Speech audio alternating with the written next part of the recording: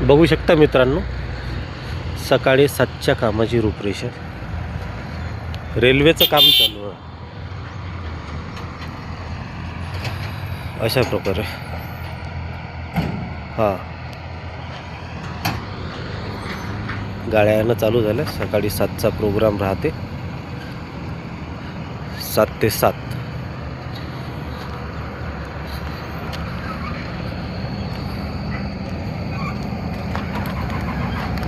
अशा प्रकारे काम आहे.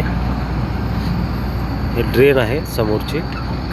समोर एक पोकलँड आहे, कोबॅल्को, आणि हे कोमोस्तो. समोर कामाची सुरुवात होत आहे आता. अशा प्रकारे